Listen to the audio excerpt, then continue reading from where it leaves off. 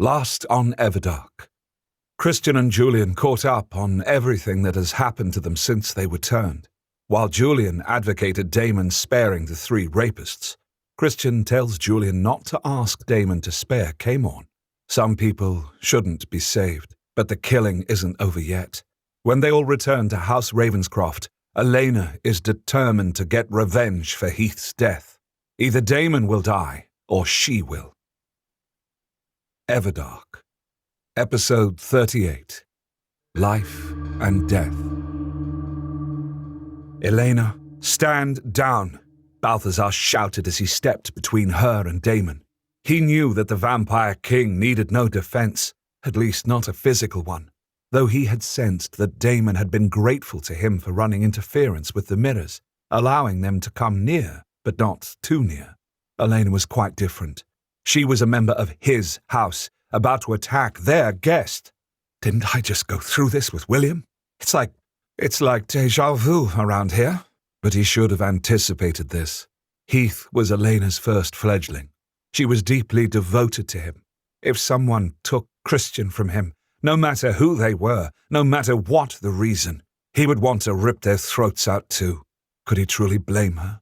No, but Damon had done what he had to do to keep Christian and Julian safe. He mourned Heath's second death, but it was a price he was willing to pay for the other 2. Besides, Heath may have been a traitor. Elena gripped his biceps and dug her fingers into his muscles. Her face was haggard. She looked to have aged 20 years since Heath's second death.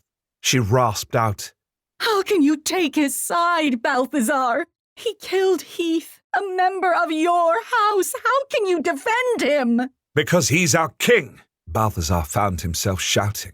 The words rang out like a clarion call. He had not reached for any other argument, like Heath disobeyed his orders, or that Heath had attacked, also against his express orders, Christian and Julian, or that Heath likely was a traitor to his house. No, he had simply shouted from the core of his being that Damon was their king, and that was the end of that. No one looked more startled than himself, not even Elena. In fact, the rest of the house seemed to appear as if by magic when he shouted that phrase. They filled every doorway and the hallways beyond. Their eyes burned silver, and as he touched their minds, he realized that they were waiting for him to tell them to attack. Not Damon, but Elena. They believed too. All of them believe. I feel a little crazy here. I can't believe that I believe. Too bad Arceus isn't here to see it. What a laugh he will have at me. He felt a touch on his mind. Just a brief pass, a flutter of Damon's mind on his. Not words, not a distinct communication, but an opening, an offering of connection. For one moment, he could feel the full extent of an immortal's consciousness, of the immortal's consciousness, and it stunned him. So vast, so beautiful, like a silver web stretching out to words of knowledge and universes of memories. Elena released him and took a step back as something in his face must have shown he was experiencing something profound. Balthazar turned his head towards the Vampire King. Damon inclined his head just briefly. "I will protect you," Balthazar thought. "It is my job to protect you. That is my duty, Iros. I failed in this with Heath," Damon responded. "You had to save the boys," Balthazar responded without hesitation. "Yes, but you've seen my powers. Killing is easy, but should not be the first action for vampires." "You had no choice. I will make sure you're not in another position where you must kill someone in my house," Balthazar promised. Balthazar turned back to Elena. He understood her pain. Would she understand that she just had to bear it? "He disobeyed my orders, Elena," Balthazar said firmly. "He went into the Everdark. He attacked Christian and Julian. I don't know if he was led astray by Celine or if he had orders from someone else, but the goal was to kill these young men and hide the existence of Nightvallen." He pointed behind him to the 2 young men who clustered together like little birds on a line. He felt Christian's emotions quite clearly then, a mixture of guilt and understanding. Elena's right hand rose to her throat. It looked claw-like. Though she had been pumped full of blood to reverse her seeming coma, she looked drained almost to her second death. It's not possible. I instructed him myself. He would not betray you, Balthazar. Are you sure? It was Arceus's voice. Balthazar turned as his best friend strode into the house. Arceus looked grim. His robes were covered with a thick cloak. Arceus never bothered to wear modern human clothes. His ability to make himself unseen was legendary. Despite being a huge berserker type, no human would see him even as he strode down the middle of a street. I take it that you did not find Fiona? Balthazar guessed as he imagined she would have been with him, in chains preferably, if he had found her.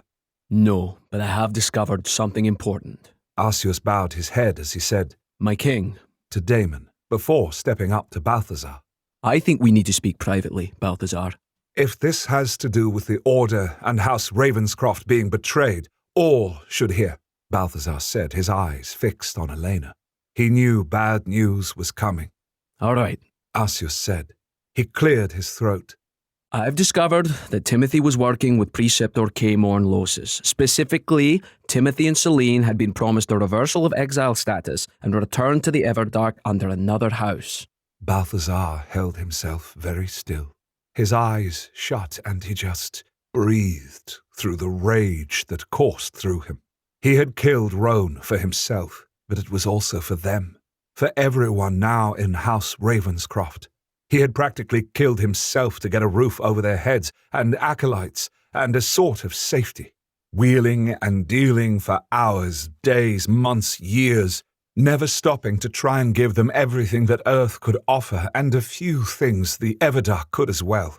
He had put himself last so that his people could be first on Earth. But that was not enough, Balthazar internally raged. Not for some of them anyways. Too weak to save themselves, too weak to keep loyal because Caemorn threw them a few baubles and the promise of what? Legitimacy?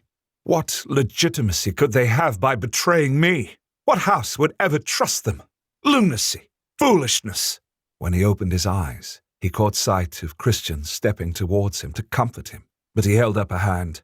He didn't want his precious fledgling near him when he was like this, when he was about to do something that had to be done, that likely should have been done immediately after he'd found out about Christian and Julian. His gaze locked on Elena, who had gone a particularly ghastly shade of grey. He asked, Arceus, what of Heath and Elena? Did you find out anything about them in regards to the betrayal? No, I don't know if they were part of the conspiracy or not. Arceus answered softly. Balthazar! Was all Elena got out. He had her mind and Ridley's. Both women went rigid. It was so easy, easier than even when he had been in the mirror apartment. I am Eiros, and I control minds. Are you my enemies? He asked. No! Both women cried in unison. He went through question after question. Did they know of Timothy and Selene's betrayal? No. Had Caemorn or any Order member approached them to betray House Ravenscroft? No. Why would Heath follow Selene against his orders? They were just friends. Ridley answered. Heath was a follower. He would have gone with what she said. So Heath wasn't a traitor? No. Was he religious? No.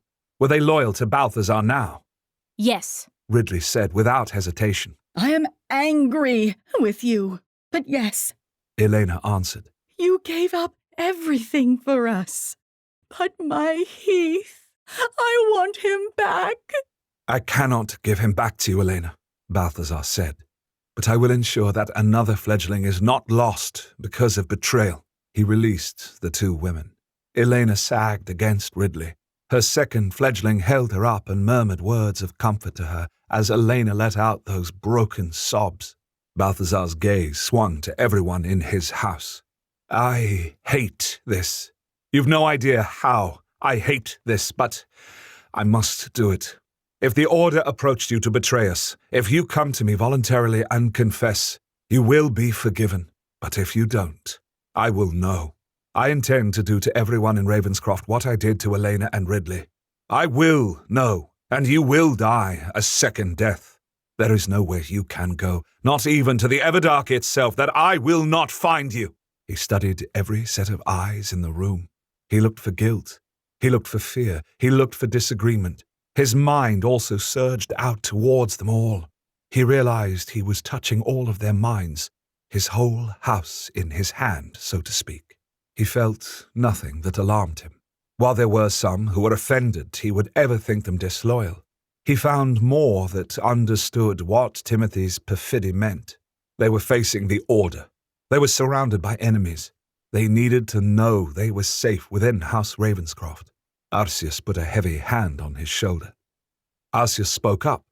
Balthazar has never demanded what any other vampire lord would have a right to, but we need to give it now, our absolute loyalty. The stakes are too high. Kaemorn will do anything to suppress the fact that the king has returned.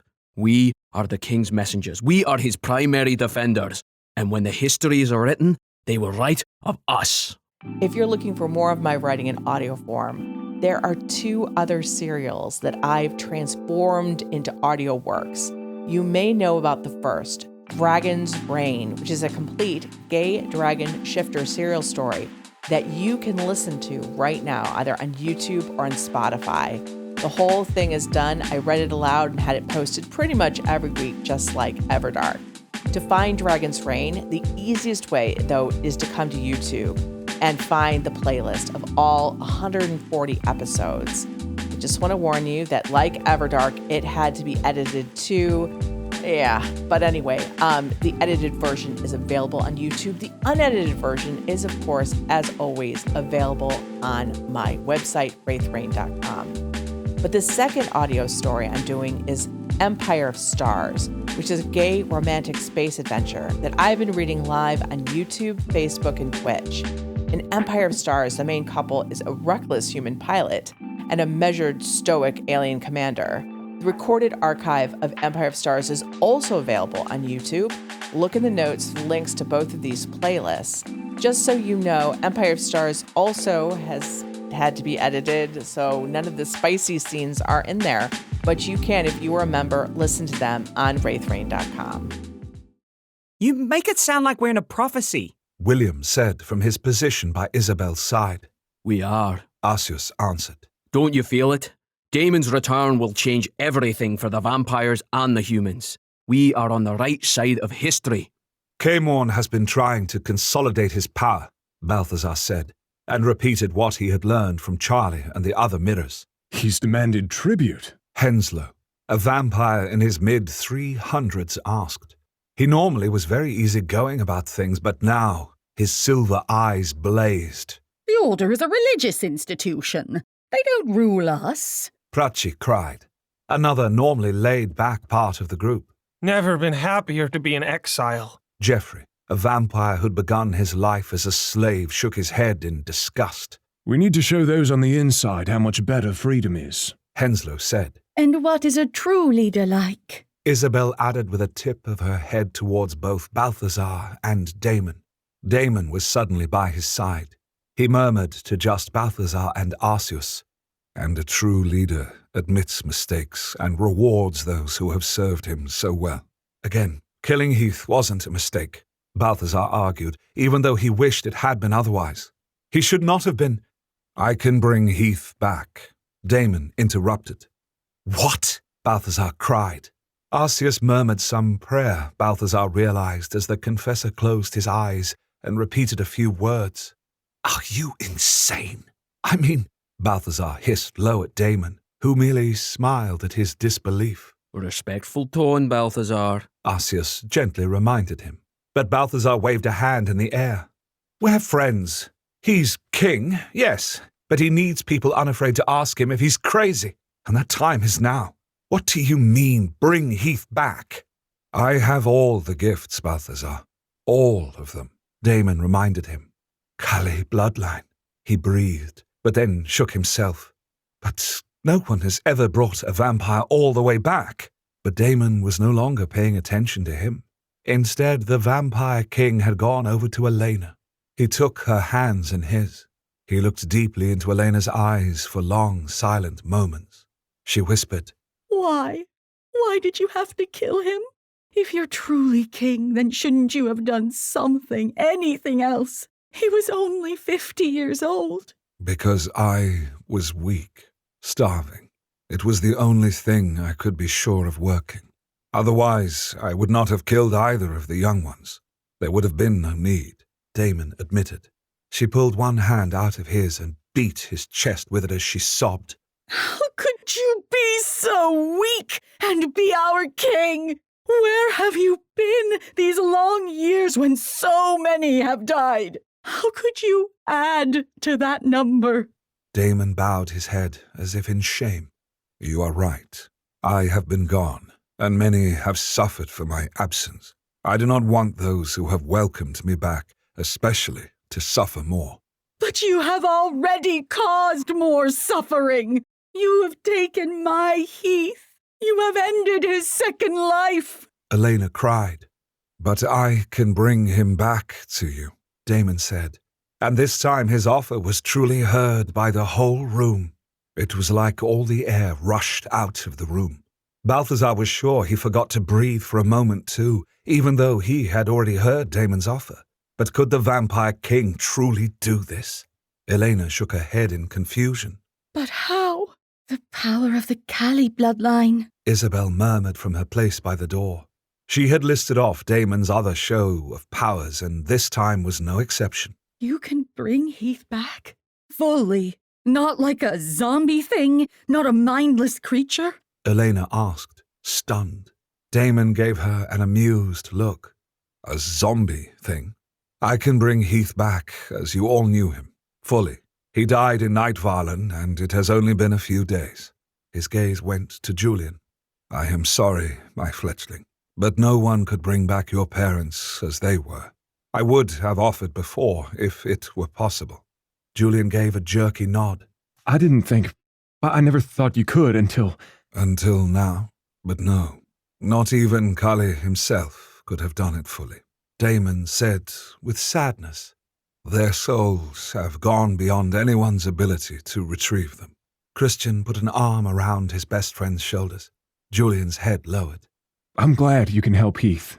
Focus on that, not me. Julian murmured. Balthazar could almost feel a physical pull between the two vampires. All Damon wanted to do was to go and comfort Julian, but Julian wanted him to stay where he was and complete this task of bringing back Heath. Slowly, Damon focused on Elena again. You can truly bring him back? Elena was trembling. Ridley blurted out, Can you do it now? Right now? Ridley. Arceus said repressively.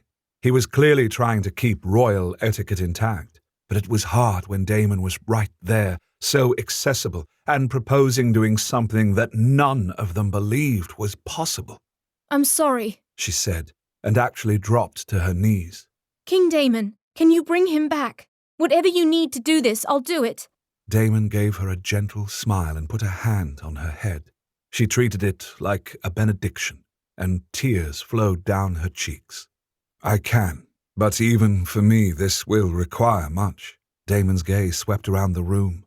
To restore a vampire from his second death, it is not a one-to-one exchange. You need to take a life to bring someone back? Julian's head had shot up at this. Not just one. 6. 6 lives. 6 human lives. I would need 6 healthy adults to do this. Not the elderly, but those in the prime of their mortal existences, Damon explained. I can assist in this. Sophia said, coming into the room. Her doll-like features were serene as she said, We need to find 6 bad people who won't be missed and won't be traced back to us in any way. I can see where there will be crimes tonight and lead groups to them. That is very useful. Thank you, Sophia, Balthazar said to the newest member of House Ravenscroft. Grab whomever you need and begin this. Sophia did a little curtsy and gave him a sweet smile that was a little chilling considering what she'd offered to do. You're welcome, Lord Balthazar. It shall be done. She immediately began to pick people out of the crowd. It seemed like she had already made quite a few friends who came eagerly to her side. A group of 6 then followed her out of the manor. I would also need something of Heath's mortal form. Hair would work, but blood would be better. Damon explained to the group. I have some of his blood. Elena said as she reached beneath her shirt and drew out a necklace. On it were 2 silver vials. Balthazar realized that one must hold Heath's blood and the other Ridley's. She took off the necklace and gave Damon one of the vials. I'll go to his room and get a hairbrush too. Ridley jumped to her feet. And an image of him, if you have one. A painting or... We've got tons of photos. Ridley assured him. I'll bring the big portrait of him. Damon then turned to Balthazar and said, In addition, candles, chalk, and a place to make a fire will be required. In addition, I'm afraid I will need more blood as well. The procedure is taxing.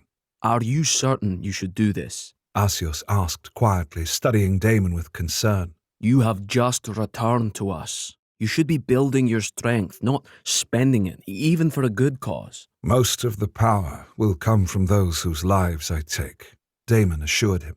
Besides, this is worth it. House Ravenscroft deserves my thanks. It will heal things here. He gestured towards Elena, who was now being comforted by William in Ridley's absence. We will get you whatever you need, Balthazar promised. He would send out people to bring humans to the house, not just those to be sacrificed to bring back Heath. Damon needed to get stronger, just as Asios had said. Now, as to the location of this ceremony, it is a good idea to do it within the earth itself. Catacombs are best. Do you have anything like this? Damon asked. We actually do, Balthazar said. White marble, full of urns and even sarcophagi. It was made for raising the dead. You have catacombs? Christian asked, eyebrows all the way up in his hairline. His fledgling and Julian had drifted over. Yes, for parties, Balthazar said with a smile that didn't quite reach his eyes. Things were too serious for true mirth. Some of the older vampires like to actually sleep in coffins. Not me. A nice, comfy, warm bed is my idea of a proper sleeping place. But for others, cold stone and the smell of the earth has no substitute. Amazing, Christian murmured. Balthazar was sure that his fledgling would want to start interviewing each of the vampires of House Ravenscroft, to learn everything he could about each and every one of them and their habits. Can we watch? Julian asked as he came up to Damon's side. Balthazar noted that he and Damon immediately linked fingers, unable to not touch each other if they were within reaching distance. Yes, anyone who wishes to watch may do so, Damon said. In fact, those who loved Heath best will actually help this work. His soul will be drawn to them. Elena, she lifted her head. Damon reached out his free hand to her. She came to him with no hesitation. What do you need from me? She asked. We need to start to call Heath's soul, he told her. He'll come to me. Fresh tears squeezed out of her eyes. I'm certain he will, Damon said quietly. Balthazar, take us to the catacombs. Join us next time for episode 39, Speakers to the Dead. In addition to Dragon's Reign, Empire of Stars, and this podcast, I also have audiobooks on Audible and Amazon, read by professional narrators of all my individual novels and series. That's actually how I found Edward. He is also the narrator for my gay high fantasy series Cinders and Ashes, along with Hannah. History was made when I met those guys, and he and Hannah do an excellent job on that series as well. My completed book series go from elves to vampires to the occult, and they're all gay romance stories that end happily ever after. I'll put a link to my Audible and Amazon author pages in the notes down below. Thanks so much, guys. I hope you check them out.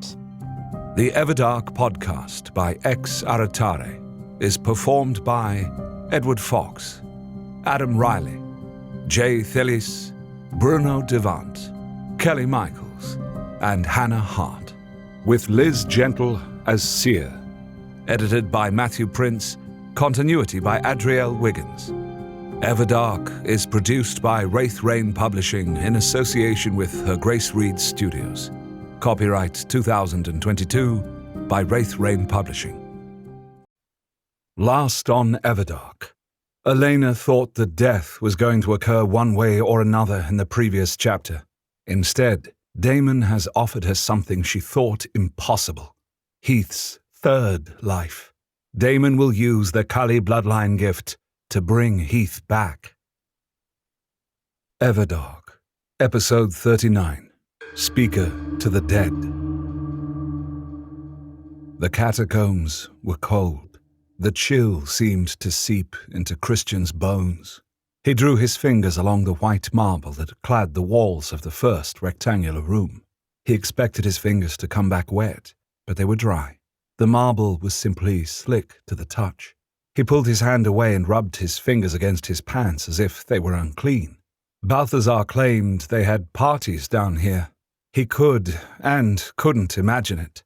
The space was lit by a massive crystal chandelier that looked like a wedding cake. The lights were blue-white and cast an almost ghostly glow around the space. Directly below the chandelier were 4 sarcophagi. Their heavy stone lids had stone figures upon them, 1 man and 3 women, which was similar to the ones that Damon had emerged from. The figures were all beautiful and draped in robes. Their faces were disturbingly realistic. For a horrible moment, Christian had thought maybe they were like Damon and encased in stone in a magical sleep. But then Balthazar said, "Beautiful, aren't they? One of our house members carved them. She based them on vampires she knew in the Everdark."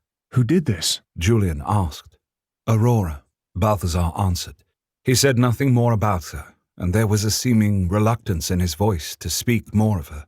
It was Elena who said, She couldn't get past Roan. She gave Balthazar a tired smile. There was nothing to be done. Nothing anyone could do. Julian frowned. Did something happen to her? Did she? Kill herself. That's what he meant to ask. She's still here. Was all that Elena said. Here? Julian blinked, but Damon touched his arm and his best friend went silent. Julian and the Vampire King were doing that telepathic speaking again. Christian wished he knew what they were saying. In contrast, Balthazar's expression was grim. Christian knew that there was something about Aurora that upset him.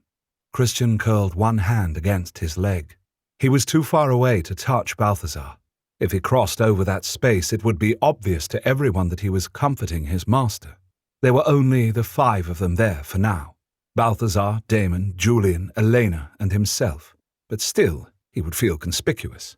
While he wasn't fond of drawing attention to himself, he felt that Balthazar, too, wanted this moment to pass without any more notice.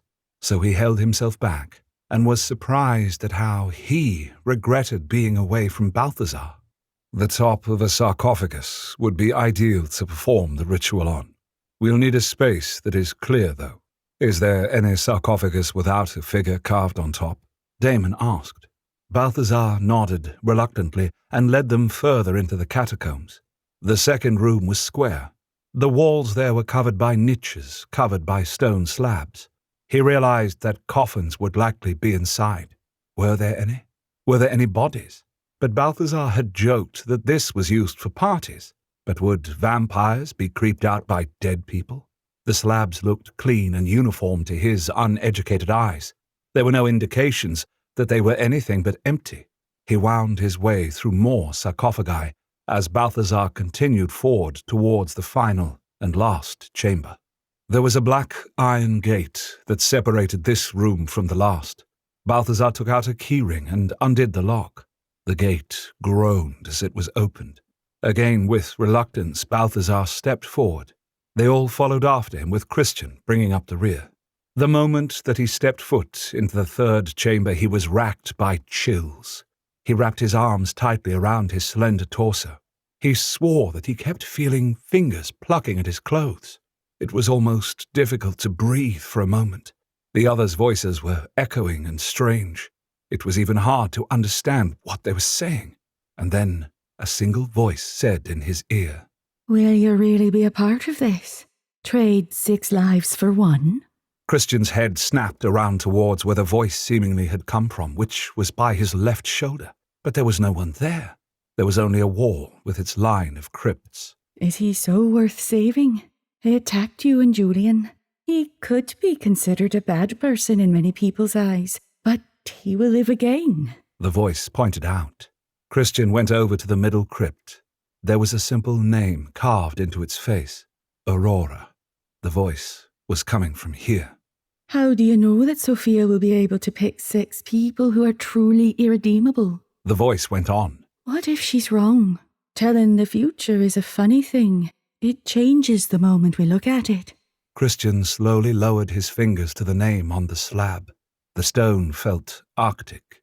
Some would argue that Heath already had a full life and then some. The female voice said, More than most people get.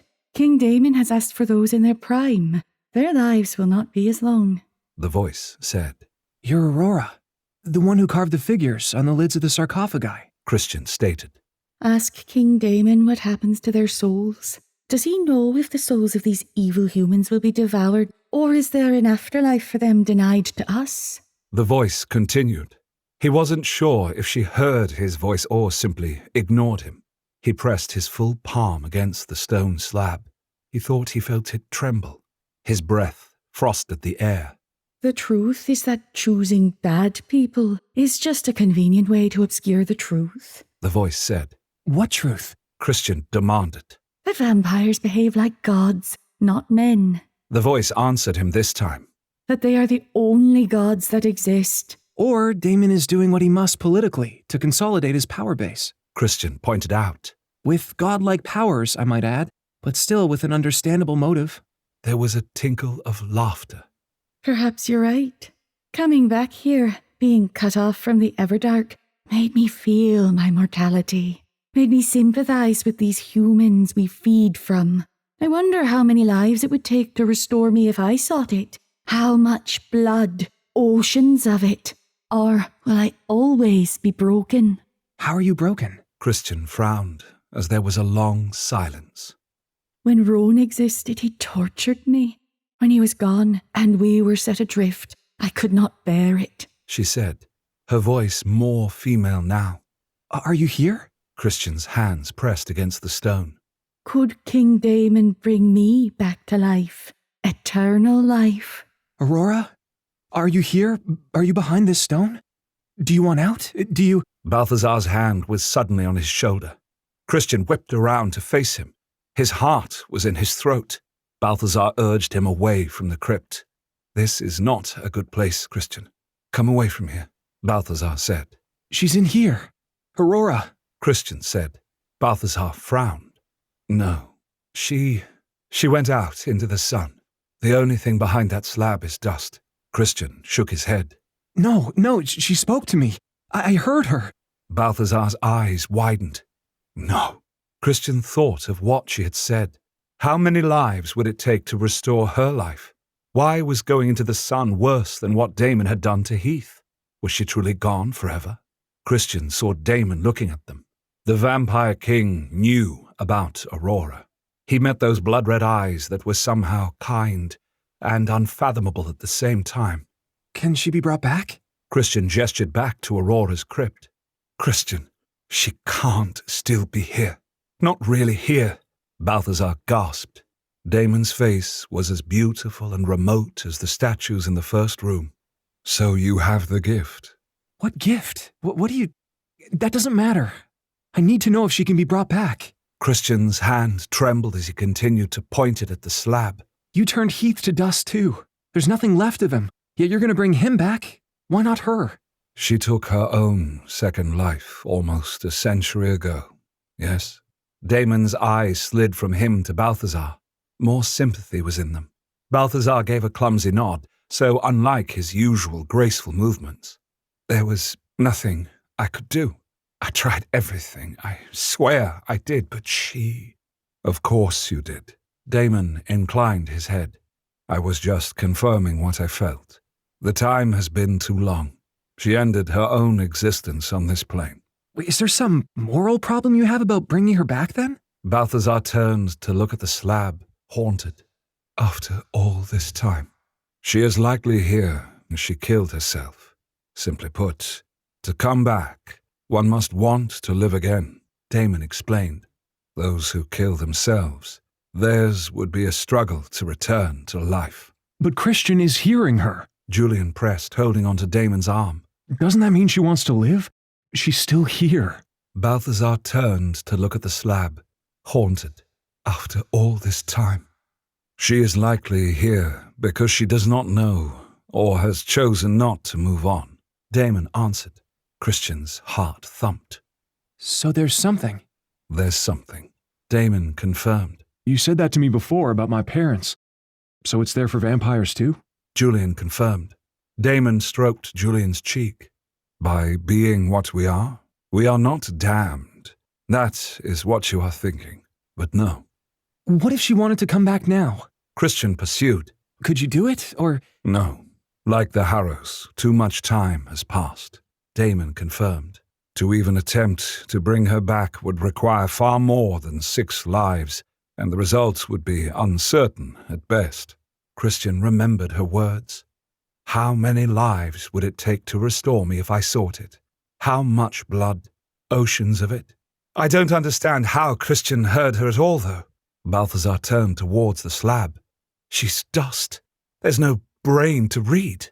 Most of the Iros bloodline hear the minds of the living, but there is a rare gift, a difficult gift, that some Iros developed. A very, very few developed. Damon spoke slowly, carefully. They were called speakers to the dead. They heard those who had not passed on. One of the best things about running my own serial site and shop is that I get to publish anything I want. And I've done some manga collaborations with my artists that are too sexy for Amazon, Barnes & Noble, or Apple. But that's fine, because I can just sell them on my own shop. The Dark Earth Dream is a short side story between Elven Prince Asher Vane and disguised Elven Mage Aiden, featuring the beautiful yaoi artwork of T-Wolf, who also did The Werewolf Next Door. The Werewolf Next Door is a completely standalone yaoi werewolf manga. It's 177 pages, and 100 of those are sexy times. The art manages to be cute and hot at the same time. I don't know how T-Wolf did it. Ghost Date Night is a full-color manga by Marthea Arconiel. It's a side story for my serial Ghost Neon Tokyo's main couple, a Yakuza boss and the young man he rescues and falls in love with. All of these manga are 18-plus works of artistic erotica. They are available in the Wraith Range shop, and the link is in the notes. Elena frowned. That sounds almost like a Kali bloodline gift. The gifts are not as distinct as they might appear, was all that Damon answered. In fact, Kalis would often request Iros speakers when they wish to raise the dead, to lure the spirits back if they could. Christian could be useful in terms of this with Heath. He could hear him and guide Heath to us. Christian trembled. I can hear the dead? Damon nodded. He was looking at Balthazar again. You need to train him to block out the minds of others as soon as possible, though, Balthazar. What? Why? Julian asked, looking worried for him. Well, I didn't try to hear Aurora, Christian said, crossing his arms over his chest. She just spoke to me. So I imagine that other dead people will too? How many are there? A lot of them? Damon looked rather grim. Imagine all of those who have died who were not ready, or did not want to leave this plane, or are simply lost. For a powerful telepath, keeping out the minds of the living is difficult, but the dead are more persistent than the living. Christian felt chilled for a wholly other reason now. Not just the babble of living minds, but the dead too would assail him. There would be so many, too many perhaps to guard against. I'm the wrong person for this. Ask Julian. I can't bear people. Too many people. Balthazar put a protective arm around his shoulders. It's all right, Christian. I will teach you to control this.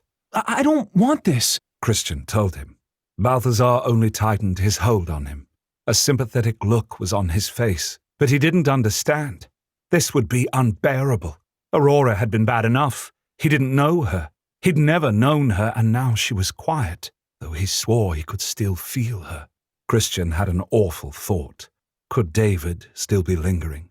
Could he seek Christian out? Maybe he was near already, waiting to... Christian broke away from Balthazar and started blindly racing back to the catacombs entrance. He heard both Balthazar and Julian call his name, but it was the vampire lord who caught up with him at the steps. "Christian, what's wrong? I mean, I know what's wrong, but—" Balthazar shook his head. I have my own personal ghost, Balthazar. My own personal demon. Christian used this passionate language because he felt it. Don't you see? Don't you? "David," Balthazar whispered, and shut his eyes for a moment before opening them. "You're afraid you'll hear from him?" If there's a lingering spirit in this world that will be drawn to me, it would be his, wouldn't it? Christian let out a shrill laugh. I thought it was bad when he was dead. He couldn't get to me anymore, but I still felt guilt about what happened to him. But now he could show up. I could hear his voice at any time. Never be free. "Listen to me." Balthazar gripped his shoulders. "I will teach you to protect yourself against minds you do not wish to hear." But it will limit my gift, won't it? Christian asked him. He knew it would. It was only logical. Maybe I should ask him to simply teach me how to lock my mind away forever. But that would make me less of an Iros. At first, but you will learn. You will practice and be able to filter out those whom you do not wish to hear and those whom you do. We have all the time in the world, Christian, for you to learn this. But while I'm learning, I'll be open to him. To David, won't I? Christian pushed. Balthazar lowered his head and wouldn't meet Christian's gaze. "We do not know if he is still on this plane." You may not, but I do. It's just a matter of time before he finds me. Christian shocked himself when he clung to Balthazar. I don't want this. Balthazar held him tightly, stroking his back. I know, but we will find a way to shield you from it." I don't want it at all. Christian knew he sounded like a tearful child, but he could not help it. So far the vampire gifts had seemed miraculous, something he wished to study, something he wanted to experience for himself. He had never thought that they could in any way link to his past life, ironically, but now it seemed that he was given the one gift that would never let him be free of the past. No, Balthazar's right. I can learn to block David out if he were ever to find me. I must have faith. I must... Christian. The voice was so soft, almost indistinct, but Christian froze. No, not already. He couldn't have found me already. Christian's arms left Balthazar. He covered his ears with his hands. "Christian." Balthazar stared at him with concern. No, he hasn't. He can't. I won't. I have to get out of here. I have to get away from the dead. Christian spun and dashed up the stairs to the manor. The moment he left the catacombs, it was like a cloak of cold left him.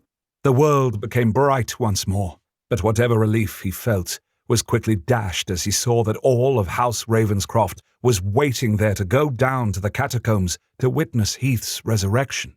They all turned to him, silver eyes wide with surprise, likely looking for the ghost that had chased him up here, and for a moment he could hear all of their minds. The voices were like a wall of sound that slammed into his brain. He hunkered down on the ground and curled into a ball. The voices were concerned now, but it didn't matter. It still hurt. The sound pierced him to the bone, and in a terrifying moment, he thought he heard David's voice among the others, asking if he was all right too. David's voice mixed in the cacophony that held him down, and then Balthazar was holding him, and there was blessed silence. "I've got you," Balthazar promised. "I've got you, Christian. I won't let anything happen to you. It will be all right."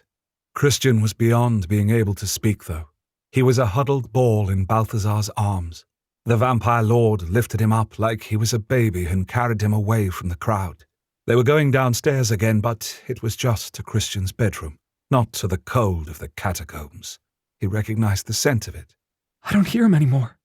I don't hear anyone. There's no cold. Christian whispered. You're doing this?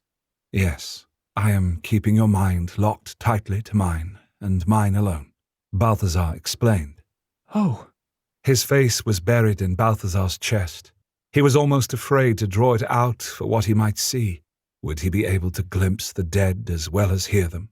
But he did finally peer out, and saw that they were as alone as his mind told him that they were. Balthazar tenderly laid him on the bed. He sat by Christian's side, holding his hands and staring at his face. Balthazar's silver eyes flickered over his features, gauging him. He can read my mind, but he still looks at all of me. Christian drew his knees up to his chest. He resisted the urge to rock. Instead, he gripped Balthazar's hands as if they were a lifeline. I was so stupid and wrong when I told you I didn't need you. Christian admitted. You can handle most things on your own, but there may be a few I could help with. Balthazar gave him a faint smile. I haven't been dealing with any of this very well, have I? Christian sniffed. It was upsetting him more to think how upset he was. You've been brilliant, Balthazar assured him. So strong and competent. You've no idea, because you haven't anyone to compare yourself to. Julian. He's a fledgling too, but then again, I'd never compare myself to him. We're so different, which is why we're so good for one another. Christian said as he swiped tears away that simply wouldn't stop falling. He's being held back from coming in here, by the way, Balthazar said. He was going to come after you, but Damon told him, well, that you needed Iros right now. Christian smiled and more tears fell. I figured as much. Julian is a fierce protector, but Damon was right. I do need you now. Balthazar sat up straighter, as if to show how seriously he was taking that responsibility. I will endeavor to make sure I give you what you need. I just have to be prepared somehow. Armed. Christian rubbed his eyes with the palms of his hands, hoping to squelch the tears. I would tell you to rest and not think of anything right now, Balthazar said after a moment. That the two of us will remain here, and we'll not think of Heath or Aurora or... David? Especially him. Balthazar's lips flattened. But I know that's not what you want or need. I need to know how to stop this, right now. But you need to be there for when Heath is returned. I need to be right here. Balthazar shook his head. He seemed quite certain of this. Seeing Heath return to life is a pretty big deal. And you're the Lord of House Ravenscroft, and... Nothing is more important to me than you. Balthazar immediately bit his lower lip as if he could take those words back. He looked down. I know you do not like to hear such romantic things from me. It slipped out, but as your master, it is my duty to assist you in managing your gifts. It's okay, Christian said. He was surprised that he was able to smile. I don't mind. Balthazar's eyebrows rose. You don't? I don't need to read your mind or even have you say the words out loud for me to know what you're feeling.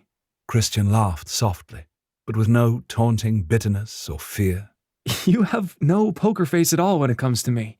I don't understand it, but you don't. He added more softly. And it's really good to know that someone who cares for me can help me. I can. Balthazar seemed so certain. Christian decided to believe in that certainty, to have faith in it, to leap before looking, and know that Balthazar would catch him and not let him fall. Okay. Christian let out a breath. Let's begin.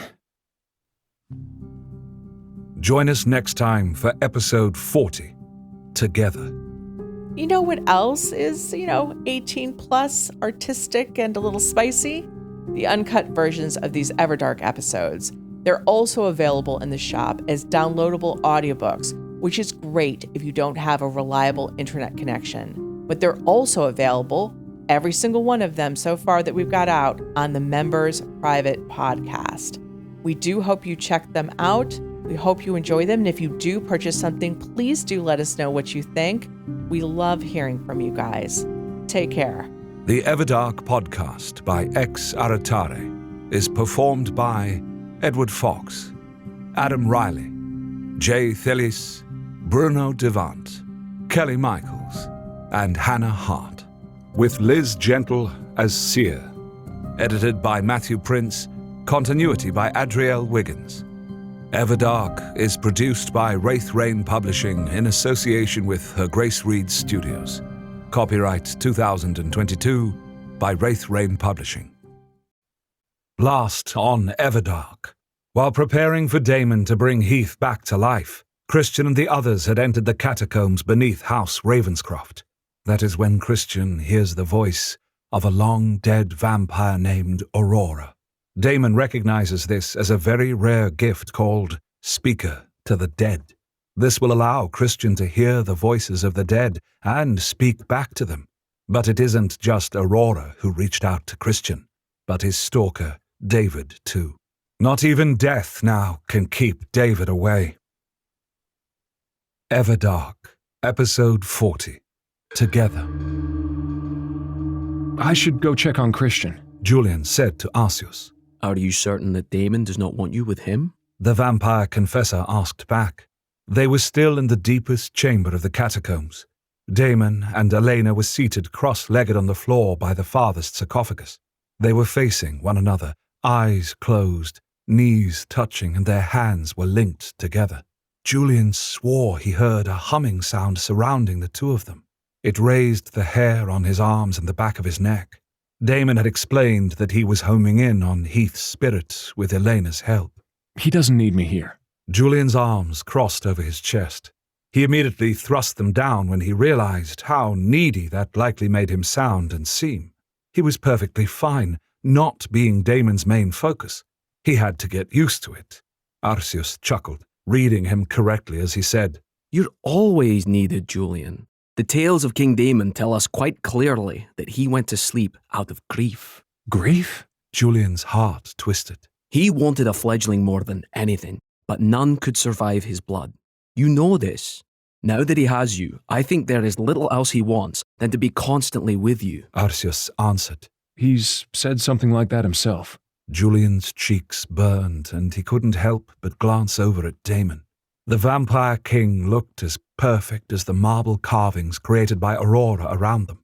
Just staring at him had Julian falling into almost a peaceful trance.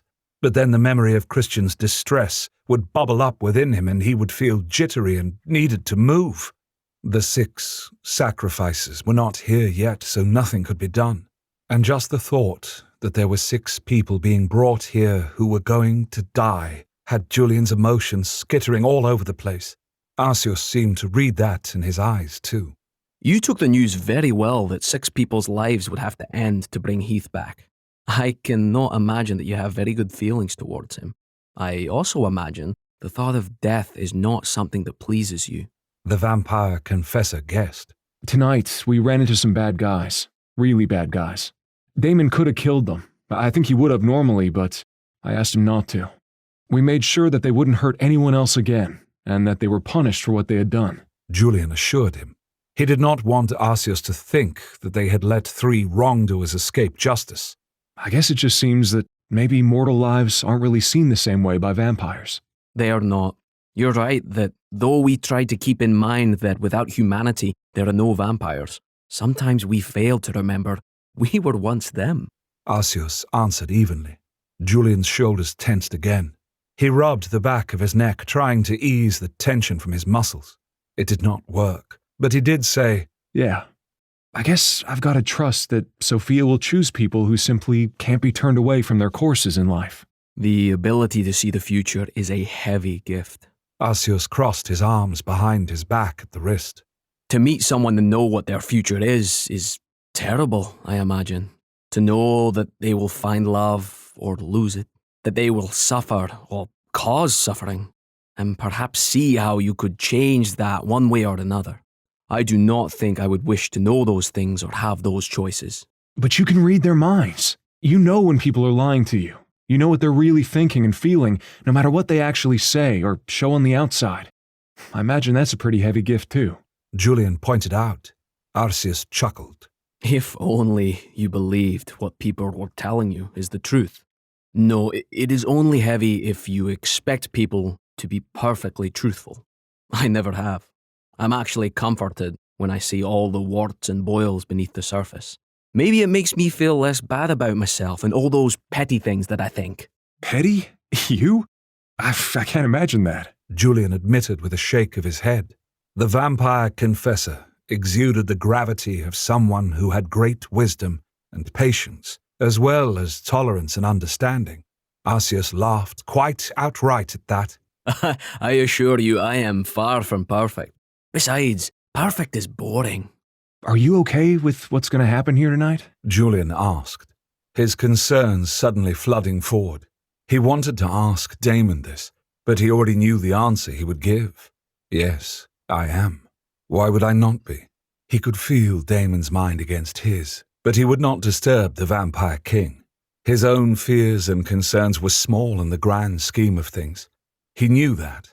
Making things right with House Ravenscroft was incredibly important. Logically, he understood that if it took 6 lives, 6 evil lives, to solidify their alliance, then so be it. He might not be used to making such calculations, but Daemon was the king, and it seemed that stopping the Order was hugely important. I was a warrior in my first life. I killed countless people, many of whom probably did not deserve it. Many of whom were probably far more deserving of life than I was. With families, with friends, with responsibilities. But I took their lives all the same because they were on the other side from me. Arceus said. His silver-eyed gaze was introspective. His tone was mild. Julian was suddenly overwhelmed with the thought that this man had seen centuries of life and came from a time he probably couldn't really imagine. People die, Julian, for good reasons and bad, and sometimes no reason at all. Though I have just met Sophia Strange, I am certain that she does nothing without great thought. She may look like a silly child, but she's not. She is very old and wise. And she sees the future? Yeah, I guess if there's anyone who would know whether this was the right course or not, it'd be her. She volunteered to go out and get the 6 people after all. Julian said, feeling slightly better about things, but this was in the abstract. Could he look those 6 people in the eye and know they were going to die and be okay with that? Could he stand back and do nothing to help them? Is Heath worth it? Julian asked. I was on the other side from him, so he treated me as an enemy. Now we'll be on the same side. His resurrection will bring House Ravenscroft totally under Daemon's domain. In the end, whether Heath is worth it as a person is irrelevant. He is worth it as a symbol. Arceus answered. This reflected what Julian had been thinking himself. But still, he would have felt better if Arceus had at least added, Yeah, he's a great guy. You'll love him. I'm really worried about Christian and this gift. Speaker to the dead? It sounds like something that Christian would hate. Julian admitted. I really have to see how he is. I think that Julian's voice faded off into nothingness. There was a commotion coming from near the stairs leading down to the catacombs. He moved so that he could see through the 2 doorways. Sophia Strange was striding down the stairs, and behind her, rather like a group of people doing a conga line, were 6 humans who stared ahead of them, eyes empty. Behind them were William and Isabel. Julian could almost see the mind control power they were using to keep the 6 human beings from attempting to bolt. The 6 sacrifices. A cold lump formed in Julian's stomach. This is really happening. These people are going to die, and Heath is going to be brought back to life. Sophia brought the 6 humans into the final chamber where they were. Before anyone had a chance to say anything, Daemon's red eyes opened, and he fluidly got to his feet. It was a graceful movement that reminded Julian that his master was a predator. Daemon's eyes flickered over each human. There were 4 men and 2 women. Julian couldn't help himself, and he asked, Who are they? And what have they done? Maybe it was best not to know. Maybe it was insulting to Sophia that he was asking at all. But the words were out of his mouth, and there was no pulling them back. He grimaced, but no one chastised him for asking. Arceus even gave him a comforting smile and a gentle touch on the back. Sophia and Daemon were staring at one another, sharing some kind of moment between themselves. He got the distinct impression that they were speaking. Finally, Daemon gave a brief nod, and Sophia curtsied. What were they talking about? Daemon came to his side. Arceus made way, and Daemon slid an arm around his waist. Julian leaned into him and breathed in his scent. The catacombs only smelled of dust and damp, but he kept imagining that he scented rot. He knew this was ridiculous, but he smelled it all the same, that sickly sweet undercurrent. Sophia now looked at him and gave him one of those bright anime girl smiles. It unnerved him instead of making him laugh like usual. You want to know something about them? Only if you think it's a good idea. He found himself answering her lamely, but she only nodded as if it was sensible. You must know. I must know. Yeah, I guess I kinda do. Did you know that there is a Wraithbrain Discord? This is completely fan-run. I have nothing to do with it, but but it's been going on for years and is absolutely great. On the Discord server, you will find fan art, fan fiction, discussions of lore, latest chapters, and even some fan-run events. Since there are Wraith Rain fans all over the world, chances are that you'll always find someone up and chatting. The server is called Winterhaven, and I'll post the link in the notes down below. She grasped the hand of the nearest man. He was in his late 20s with sandy brown hair and dark brown eyes. There were pockmarks on his cheeks, evidence of acne from his teenage years. His skin was sallow, and there was a thin, bristling mustache under his beak-like nose.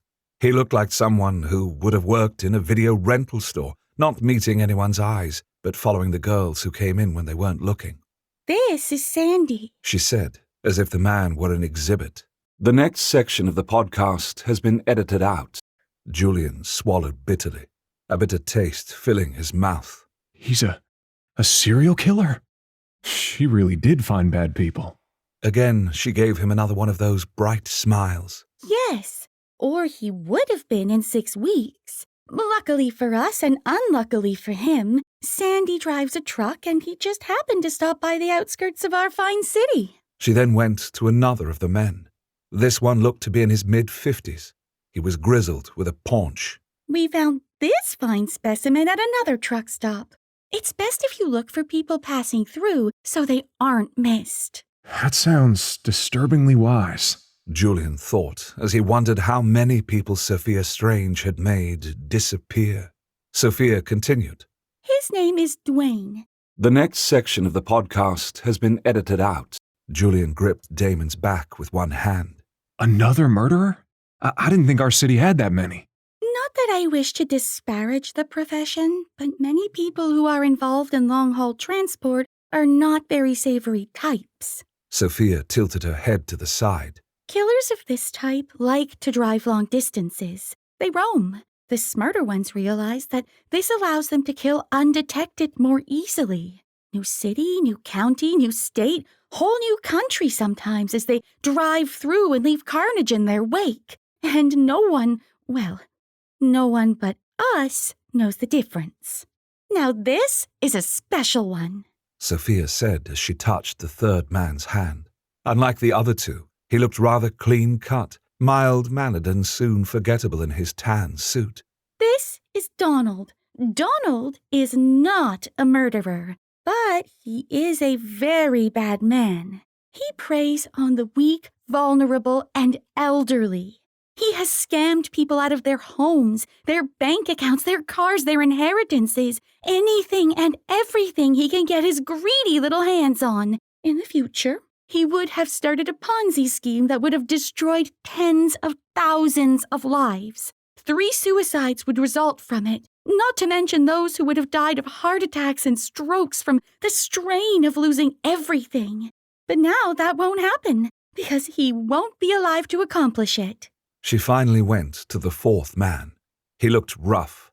Tattoos crawled up his neck. He had a shaved head. He had multiple piercings in both ears. There was a hardness around his eyes, though they were blank, just as the others were. He stank of cigarette smoke and sweat, and something else that was bitter, like fear. This is Marco. Sophia said with a brief touch to his leather-clad front. He is a drug dealer. Now, normally it would pose some difficulties for us to go after someone so high up in the criminal underworld as Marco. However, like many men in his profession, he has many enemies that are moving against him right now. They will blame his death on each other. In his lifetime, he has been responsible for over 5,000 deaths. How? Julian whispered. There are, of course, the direct deaths he's caused with guns and knives or ordering his people to kill others. Some of those include having his enemies' heads cut off and then their bodies buried in the desert. She said with ease. You might have read about some of them in the newspaper. But really, it's the drugs he deals. The ones he brings in are highly contaminated. More people die from his drugs than become addicted to them. So he just kills his customers? Julian asked. Oh, he doesn't consider them customers. He considers them insects. There are always more of them, so what does he care if a few hundred or thousand perish? Sophia shrugged. She went over to the first woman. She had dark hair and eyes, bow-shaped red lips, hourglass figure. She was beautiful in a sleek sort of way. What has she done? Julian asked. His mouth felt very dry now. He knew that people like this existed in the world, plenty of them, but to have 6 in the same room as him was almost suffocating. This is Mary. She runs an old people's home. She convinces countless people to entrust their elderly and frail relatives to her care. She is beautiful, kind, and sympathetic. Everyone who has spoken to her leaves with a feeling of happiness and security. They have picked the right place for their parents or their siblings or their elderly aunts and uncles. Sophia said sweetly, yet her words inspired dread in Julian. But the patients who are most costly or the most demanding or simply don't contribute enough to her bottom line die more quickly than any of the others. She kills her patients? Julian guessed. Yes, and since they're all elderly and on their deathbeds, no one notices that perhaps some of their time on Earth has been shaved away. She's actually been thanked by many of her victims' families for being such a good person, a wonderful caretaker to their relatives. Sophia answered, and he felt sick. The last one? Julian asked, tipping his head to the final of the 6th. The one that looks just like a soccer mom? What has she done? Munchausen by proxy. Sophia said almost proudly. She has twins and has been poisoning them since they were infants. Then, as the good mother she is, she rushes them to the hospital again and again. No one has figured it out yet, but she will kill them and will get pregnant again. Then she'll start on that child once it's born. She brings her victims into this world and she takes them out of it. Convenient. Julian stood there silently after her recital of the crimes that the people in front of him had committed. She had chosen well. They were all loathsome, and they were all dangerous. Killing them would stop many from being hurt. Maybe their minds could be altered like the 3 guys at the bar had been to stop their future crimes, but he doubted it. And even if the police were tipped off to their crimes, more damage would happen while they were being investigated. Plus, there was no guarantee they would be convicted and put in prison for the rest of their lives. That was when Julian also realized that he was the only person this recitation was necessary for. William had hoisted himself up on one of the sarcophagus's tops and was swinging his legs backwards and forwards. Isabel stood beside him with a hand in his hair. Elena merely regarded the 6 with cool, impassive eyes. He imagined that she was eager to start the ceremony to bring Heath back. Some of the haggardness had left her, but there was still this burning need in her silver eyes. Arceus stroked his beard with one hand, looking reflective, but certainly he wasn't disturbed at the prospect of their deaths. Finally, he looked up at Damon. The vampire king was regarding him out of those crimson, inhumane eyes that were both beautiful and frightening. There was a tenderness in them, and understanding. He could feel his master's mind gently encircling him. Would they have bothered getting truly evil people if I wasn't here? Julian asked him. Likely not. They would have simply gotten people who would not have been noticed missing. But I would not be doing this unless you were at peace with it, Damon answered. And Julian felt both treasured and unnerved by that revelation. Is it weak that I'm still sort of sick at the idea of anyone dying? Even these people? No, it is your good heart. Damon pressed his lips against Julian's forehead. Everyone is waiting here for me to be at peace with it, aren't they? They are, because I will not continue otherwise, Damon answered. Julian's eyes flickered from vampire to vampire in that room. Only Elena's gaze was outright pleading with him while the rest were more curious. What would he do? You need to do this to make things right with House Ravenscroft. I can't stand in the way of that, Julian answered finally. For one who is new to leadership, you understand things far better than I had any right to hope. Damon pressed another kiss to his temple. It's more important that we're united against Camorn, Julian said. And if he truly considered one of their allies getting harmed, or goodness forbid, someone like Christian or Balthazar, Or these 6? Well, there was no question. I'm at peace with this. Another brush of Damon's lips, and the Vampire King intoned, "It is time to begin." Wait, we need Balthazar. He has to be here for this. Elena cried. "Be at ease, Elena. I'm here." Balthazar's voice came from the stairs as he and Christian came down them. Christian looked pale and drawn, but far better than he had. Julian and Christian headed for one another and embraced. You okay? And Julian meant far more than those words were asking. Yes, I'm all right. So long as we're all together. Christian answered, which was surprising in a way because he was including far more people in his circle than ever before. We are. Julian's eyes met Damon's over Christian's shoulder. We are together, in this and everything else. Join us next time for episode 41, Set Point. Want to get the latest updates on what's happening with the podcasts, books, serials, manga, and the shop? Subscribe to our YouTube channel to get video notifications and see the community channel. Or you can be old school and join our mailing list. Links to both are in the notes. Thanks, guys, and we hope you join us.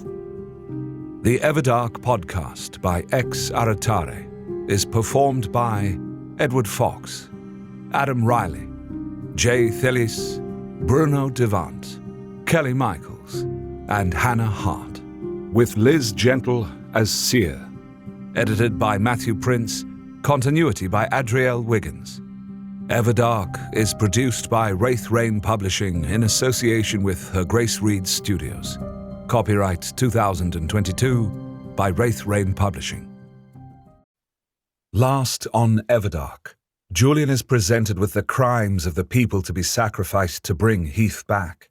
Only if Julian approves the sacrifices going forward will Damon return Heath. Julian agrees, as he realizes that this is the right move, both morally and politically, for Damon. Christian and Balthazar join them for the ceremony to bring the dead back to life. Everdark, Episode 41, Set Point. The candles were lit and placed on every available surface, creating a golden glow in the white marble rooms. Elena and Ridley were already seated on the cold ground of the innermost chamber with the last open sarcophagus at their backs. A bit of Heath's hair, a photograph of the young vampire, and a very sharp knife was sitting in a white stone bowl. Elena gripped her remaining fledgling's hand so hard that her knuckles were white with the strain, but Ridley did not object. She stared at Heath's photograph in the bowl as if trying to memorize his face. Sophia had arranged the human sacrifices to surround Elena, Ridley, the bowl, and the place he would sit in a circle. There were no expressions on their faces. Their eyes were empty. Damon knew that if he touched their minds, he would find terror there. These 6 predators were aware that their time had come to an end, and they would have done anything to survive, but there was no way out. Beyond the 2 circles, Balthazar, Arceus, and Christian stood in the nearest corner. Christian was pale, and his head occasionally twitched as if hearing something. But then Balthazar would touch his hand, and Christian would go still again. His Eiros was taking very good care of his very special fledgling.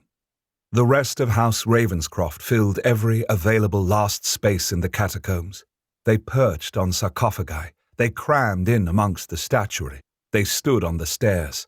There were more that could not get into the 3 stone rooms that peered over shoulders desperately at the top of the stairs.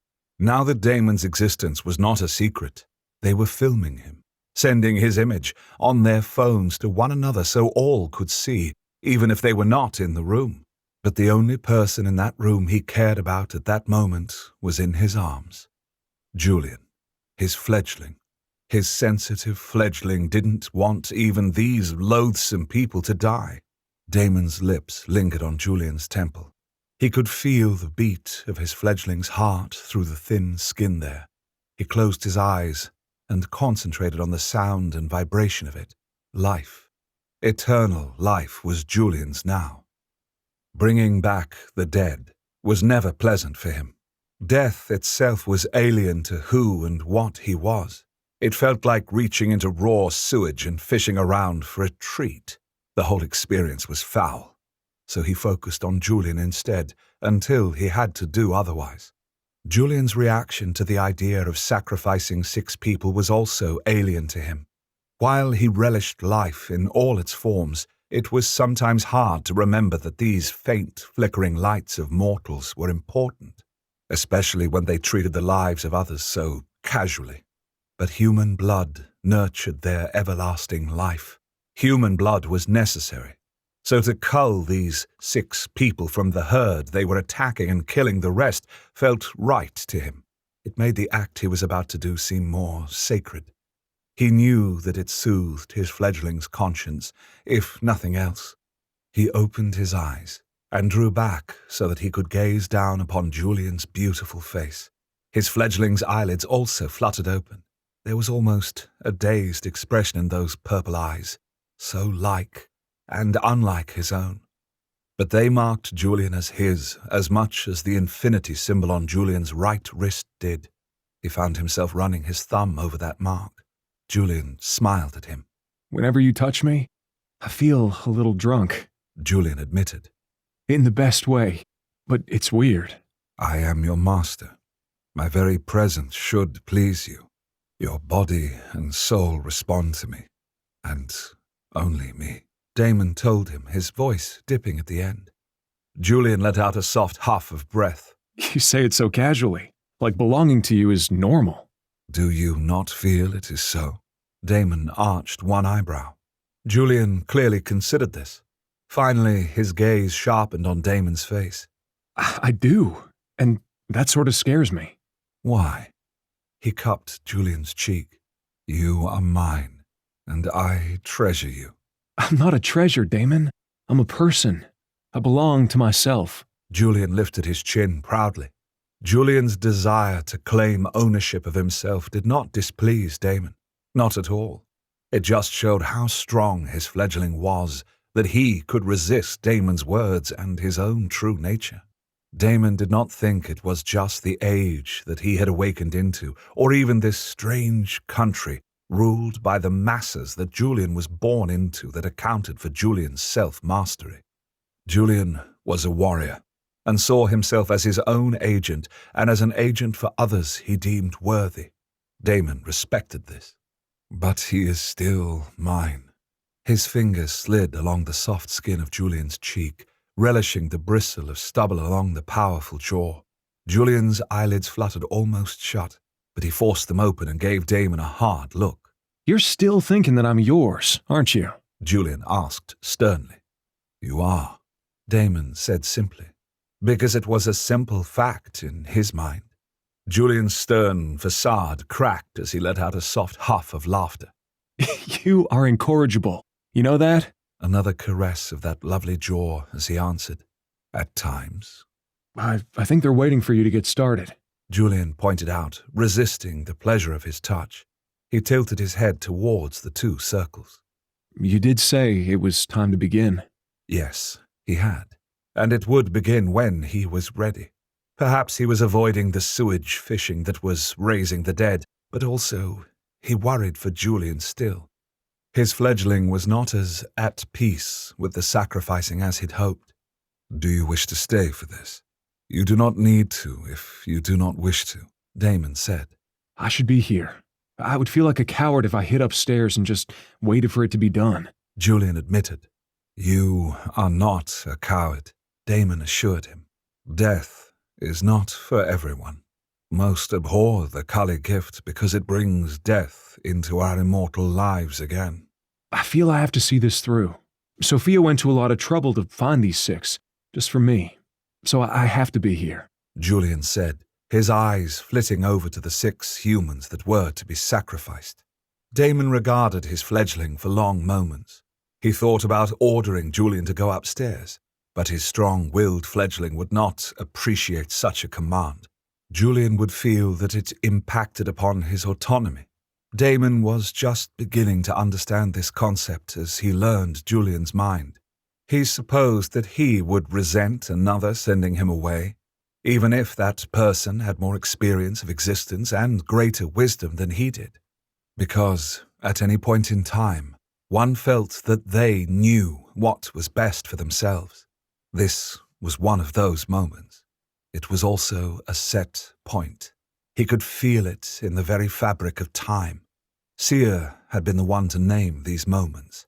They were like knots on the string of time, knots that could not be undone without great destruction.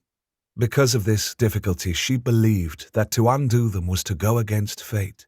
For an immortal to believe in something greater than herself was rare. But Seer said that she was certain, even though she had never glimpsed them, that there was something more, something greater than themselves that was creating these set points. Set points were always momentous. So bringing Heath back was meant to happen. Other things might be meant to happen too. He could not see the future, though.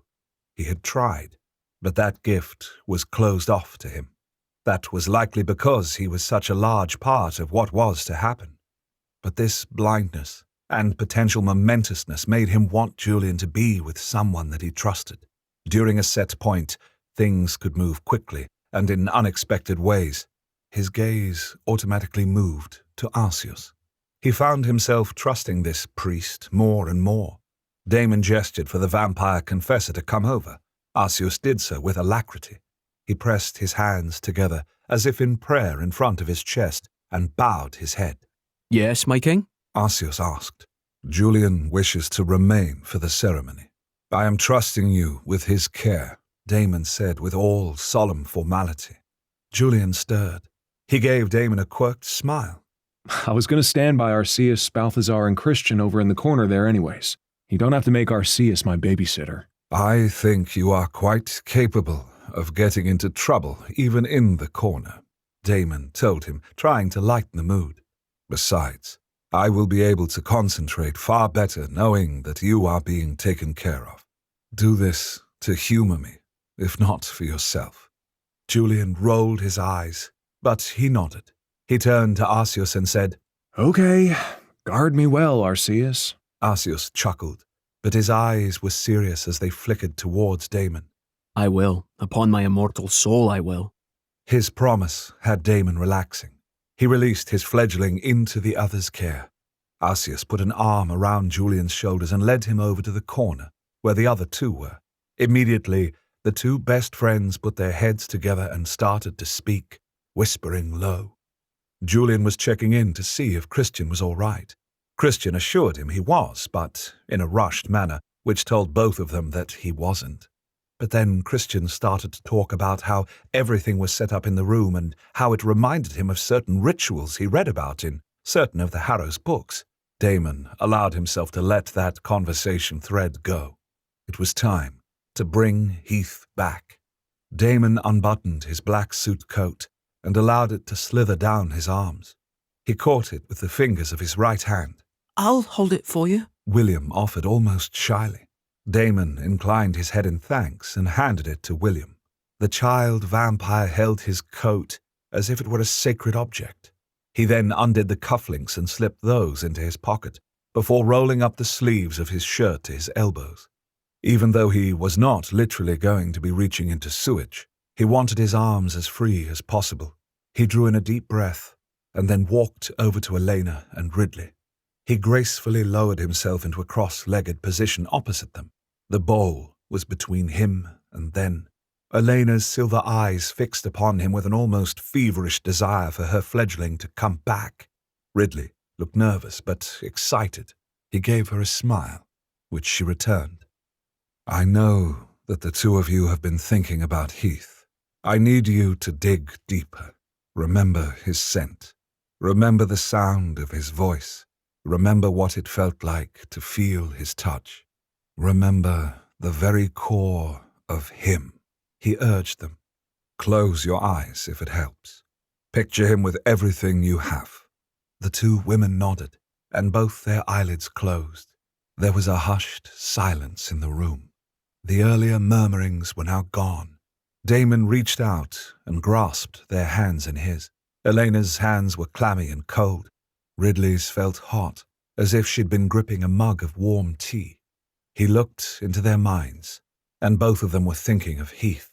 Ridley was remembering the night when he was first turned. She had sat at the bottom of the bed where Elena and Heath lay upon it intertwined.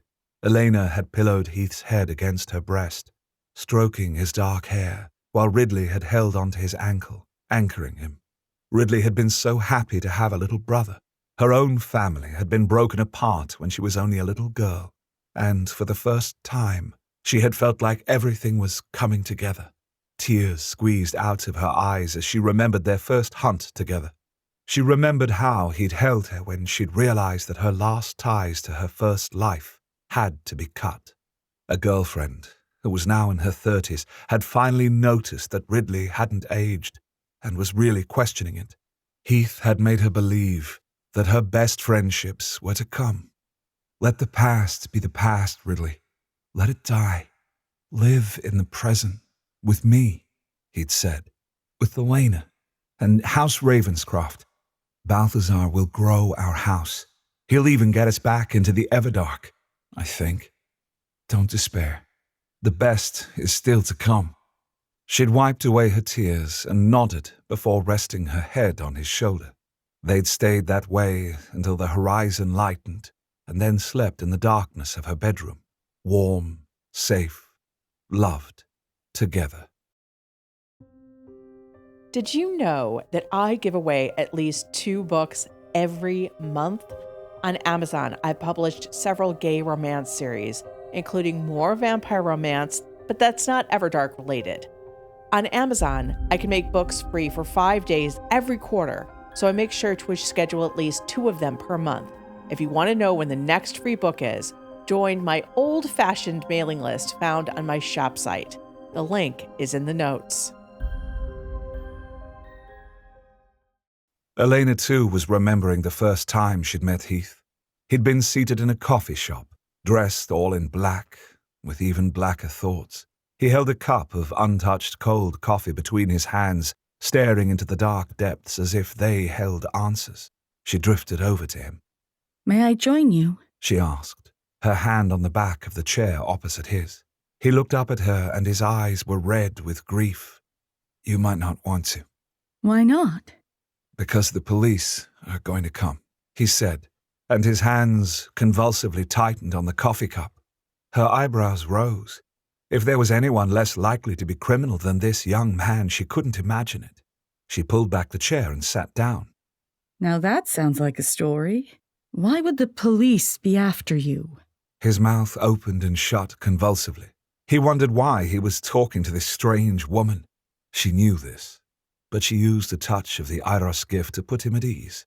She could tell that talking about whatever this was that was digging into his very soul would help him. And there was something about him, something in the soft brown of his eyes and the almost prettiness of his face that made her want to mother him.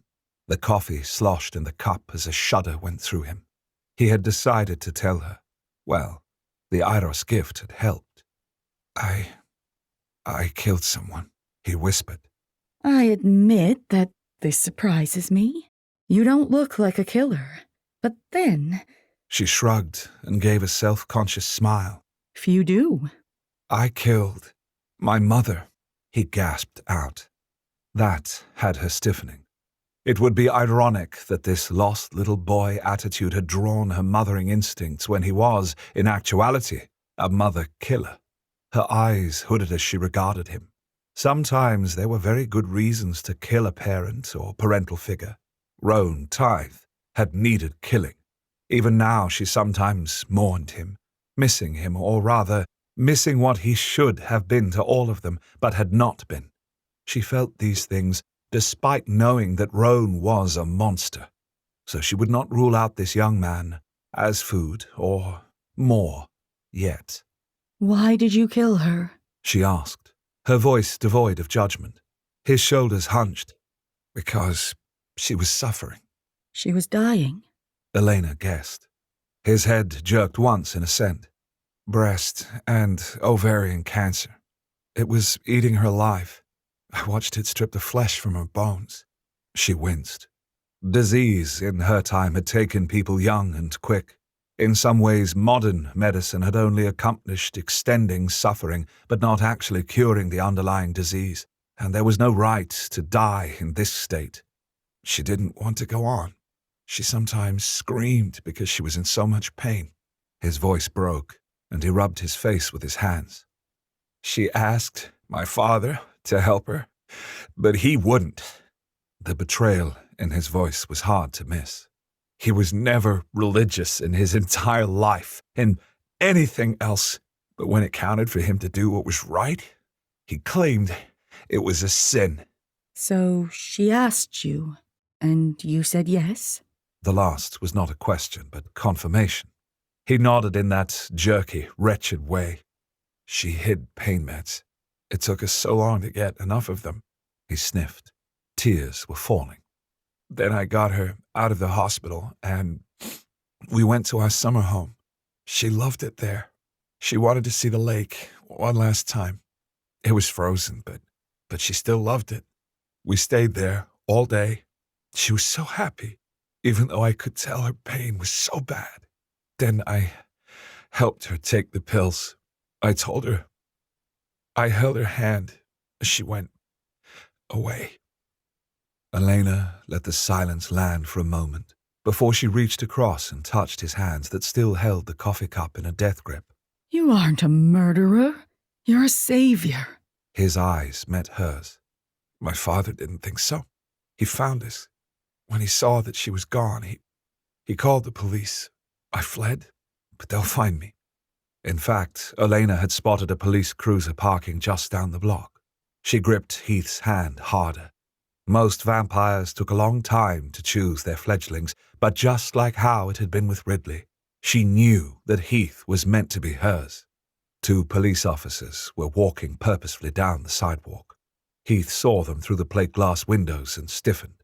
Heath. She said his name, knowing it from his mind, though he had not yet told her it.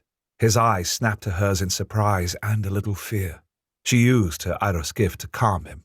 You have a choice to make, and I'm afraid it must be done quickly. You can go back to your old life and potentially face a prison term that will devour your youth and stain your life afterwards. Or you can come with me and start something completely new. How? That could have been the beginning of many questions. How do you know my name? How do you know that is where my life will lead? How can you offer me something else? You don't even know me. Your act of bravery and compassion should be honored, not punished. She told him. I can make it so. Will you come with me? Heath hadn't hesitated. He'd known as soon as he'd given his mother the pills that there was no going back. He hadn't expected there to be anything other than prison ahead of him. So this was something new, something unexpected, something like hope. He nodded. There was a chiming sound as the bell above the coffee shop's door was shaken when the police officers pushed the door open. They were beelining it for Heath. His nostrils flared, and a sheen of sweat covered his face. "Are you?" the first officer began. He's not who you're looking for, Elena said smoothly. The officer's face went slack for a moment, but then he blinked and said to his partner, "He's not who we're looking for." "Right, he's not," the other officer said. The 2 of them turned around and headed out of the coffee shop. Heath watched them go with a dazed look on his handsome face. "How did you do that?" he stammered out. She smiled. I'll teach you how and so much more. Come with me. She rose and offered him her hand. He took it, and the 2 of them walked out into the night. This memory brought Heath alive again in Damon's mind. He sensed that same spirit in Nightfallen. Heath lingered by his tomb along with Celine. She raged while he mourned. He had lost the most precious gift he had been given, a second chance. He regretted everything he had done. Why had he not questioned Celine? Why had he gone against Balthazar's orders? He had trusted Celine, and now he knew that she was a traitor, and he was too, no matter what his intentions had been. Damon sent everything he found out from Elena, Ridley, and Heath to Julian. His fledgling's heart lurched. Bring him back, Damon. He didn't deserve what happened to him. Julian said. I think you like him already, Damon said. Perhaps you're right. Julian smiled. Damon opened the spiritual door between Nightvallen and House Ravenscroft, and he called Heath's name. The young vampire's spirit turned towards his voice. Heath appeared as a faint mist that became more solid as it approached the door. Come through, Heath. Your mistress and sister call you, Damon whispered. The mist drifted closer and stopped right on the edge of the door. Heath could see Elena and Ridley through the door, but he hesitated.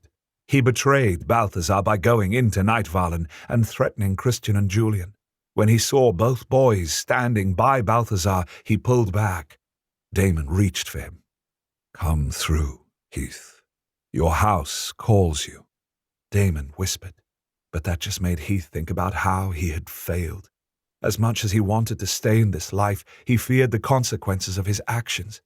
He feared the consequences of his actions. He feared he did not belong any longer. Come through, Heath. Your king calls you, Damon whispered.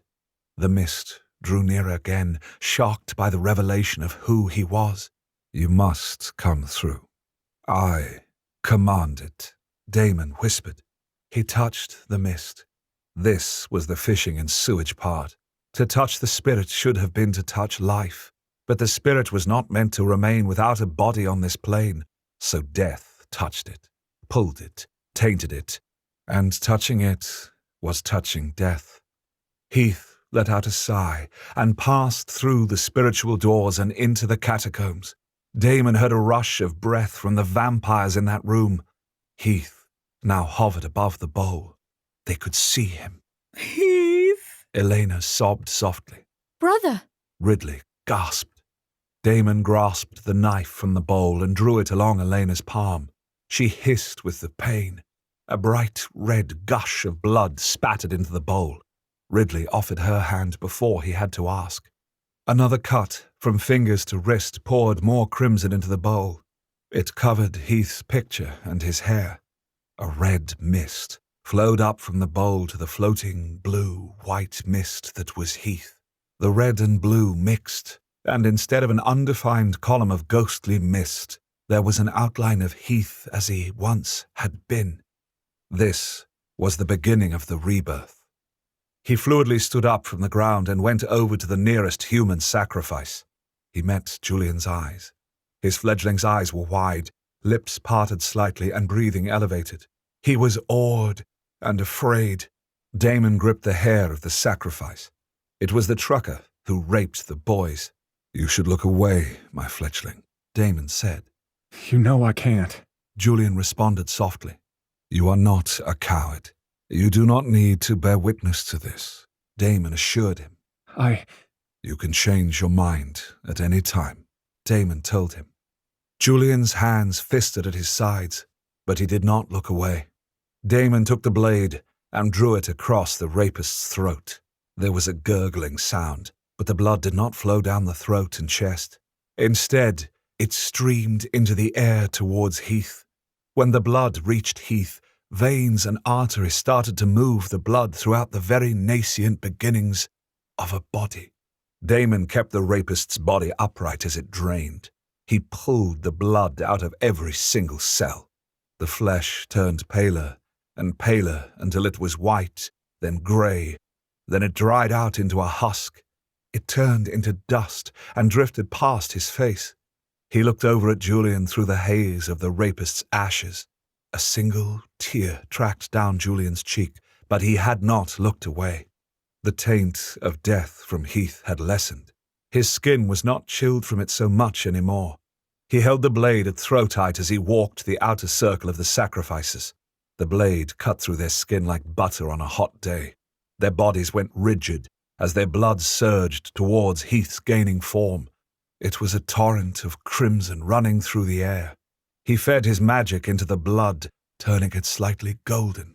He's coming back. Oh God, I can touch him. Elena breathed. She had reached out and touched the forming leg. He's coming back, Ridley. We're gonna have him back. And that was when Damon felt the set point shiver. Something was going to happen. Something momentous. Something bad. His first thought was to go to Julian, but he had to know where the danger was coming from. Damon's gaze flickered around the room. All of the sacrifices were drained. Ash, like grey snow, filled the catacombs. Christian allowed some of the pieces to land on his right palm. He rubbed a finger over the soft, fine material that smeared over his skin. Heath's body was fully formed. There was a gasp as he took his first breath. Heath's eyes were huge. He focused on Elena. She stumbled to her feet and reached for his still floating form. He opened his lips to say his mistress's name, but then those silver eyes went blank. What's happened? Heath? Heath! Help him, King Damon! Elena screamed. Damon felt Heath's soul being yanked from his body. Another spiritual portal had opened. Heath's spirit was through it before he had time to grasp the young vampire. But just before it closed, he felt a presence that he had not in so very long. "You should not have come back, Damon," Callie's sexless voice informed him. "You should have slept forever." Join us next time for episode 42, Stronghold. What else have I published on Amazon? Everything is gay romance, but the setting varies. I have a merman series, which is, you guessed it, merman romance. Cursed is an atmospheric 3-book retelling of Beauty and the Beast with were-tigers set in a secluded mansion with margaritas. Cinders and Ashes is a high fantasy series with fae, very loosely inspired by Cinderella, but with dragons, necromancers, secret loyalty. Okay, it's not Cinderella at all. The Bodyguard is an actual bodyguard romance, but there's also occult powers and reincarnation, plus flying snakes. I really can't do anything without some kind of magic or monsters involved. To me, it's not fun if it doesn't have that. If you want to see everything I've published on Amazon so far, look in the notes to find my Amazon author page. Most of the books are also in Kindle Unlimited. Thanks, guys. The Everdark podcast by X Aratare is performed by Edward Fox, Adam Riley, Jay Thillis, Bruno Devant, Kelly Michaels, and Hannah Hart, with Liz Gentle as Seer. Edited by Matthew Prince, continuity by Adrielle Wiggins. Everdark is produced by Wraith Rain Publishing in association with Her Grace Reed Studios. Copyright 2022 by Wraith Rain Publishing.